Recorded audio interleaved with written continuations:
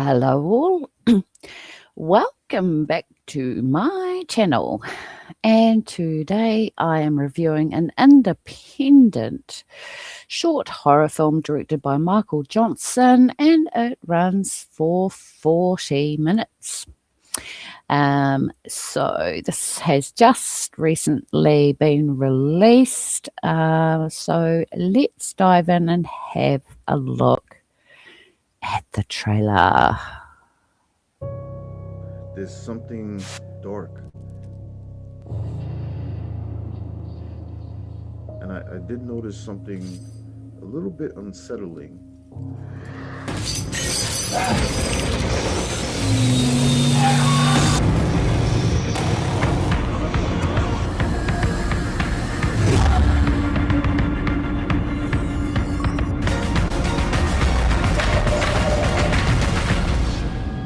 Where did this start? What's the origin?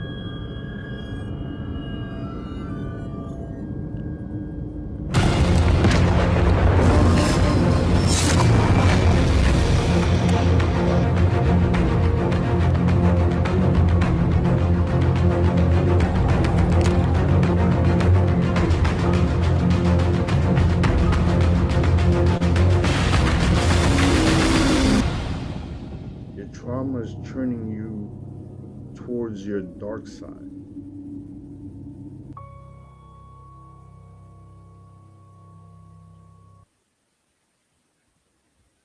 So, that is the trailer.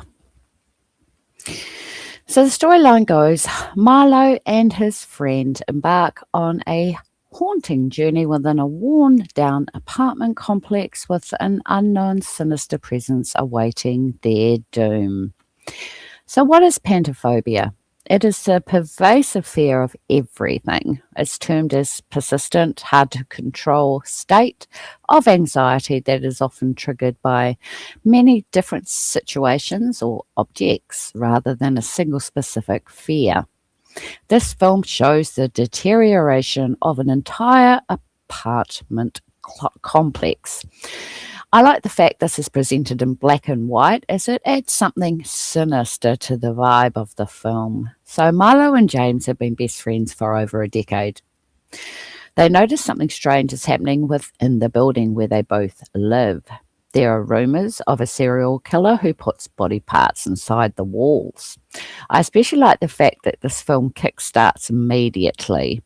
There is a story about the apartment complex that makes for a fascinating, suspenseful watch. Milo's flatmate, maybe lover, Sandra, has a breakdown and does something awful to start off the film. Then Milo needs to seek counseling from his therapist, who is trying to help Milo through this rough patch, but the doctor notices something that has him delving into the rabbit hole that is Milo's life. So the murders are still taking place within the complex at the same time. So the scenes of gore are excellently brilliant, and really, I think the black and white helps to elaborate and enhance the film with the tones, the shades, the shadow play going on in the background. The photography is excellent as well. It's deeply dark and gripping. We see creepy crawlies, centipedes, spiders, mold growing on the walls and the ceilings, and in the shower, and broken down bits of plasterboard and piping showing. And so this really lets us know just how run down this place actually is. It's the pits, and it's the perfect place for a slaughter. There are many visceral close-up shots that really pull the viewer into the scenario as if we're actually there watching it all unfold. And it's actually quite high intensity level from the start right to the finish. And it was enough to keep me hooked, and I really wanted to see how it all played out. There's something evil occurring in the story arc that will please all horror fans out there. And I really enjoyed the demonic theme coming through as it adds depth to the storyline and the overall plot. The ending has a massive twist I didn't see coming. I highly recommend this grueling, dark, deathly, sinister film to watch. There are also side characters too that help to push home the point that this location is not meant to be lived in. It's a derelict place. I really enjoyed the black and white, uh, but there's some people have tried in the past, I know, to do black and white, and they it sometimes it doesn't work like it needed. Like in some other films, it needed something different to pop out of the black and white. And I think what this filmmaker's done, he's grasped the fact that the black and white needs to stand out. And I think even the presentation of like the mold is even darker, if you know what I mean. It's more pronounced in a black and white film. It also had creepiness in the shadows. Like it was just focusing in on the fact that there's creepiness in the shadows. There's something sinister going on in the storyline. There's this tone of dread that just follows you the whole way through the film. You know that something's not right. Mr. Fitzgerald, who is also a side character, he's mentioned quite a bit. We only see him once from the back, and he plays quite a important role in the film later on.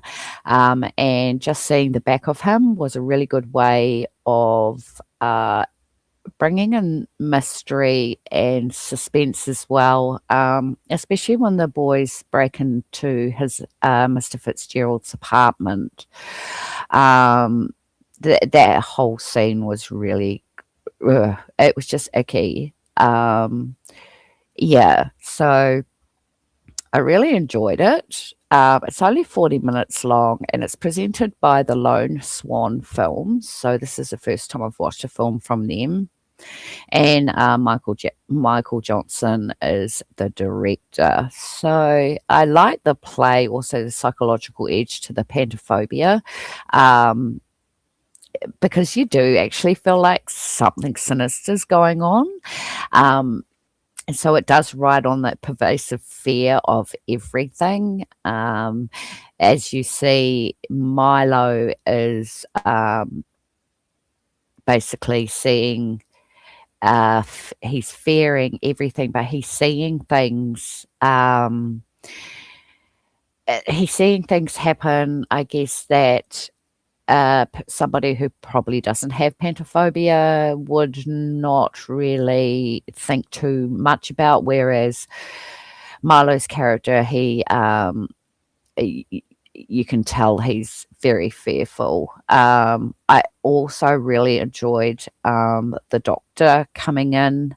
It solidified the storyline. It also gave Milo a chance for us to see what's going on with Milo, really. And that was Rogelio Rios plays the doctor. It was a bit hard to find out who plays who, but I do know that Rogelio, he's actually a filmmaker that I've reviewed a few of his films, and he played a really good role as the doctor. And the doctor thread is a good one, because he's actually putting the puzzle pieces together, and by the time he clicks, the viewer clicks at the same time. So I think that it's synced really, really well. Yeah, so you can actually go and watch this, and I will put the description in the link down the description box so that you can go over and watch it. I think you'll be pleasantly surprised, as I was. Yeah, so that's another example of a really good independent film coming through to add to the indie world. Yeah, so that's been my review of Pantaphobia. And until next time, stay safe out there, be kind, and bye for now.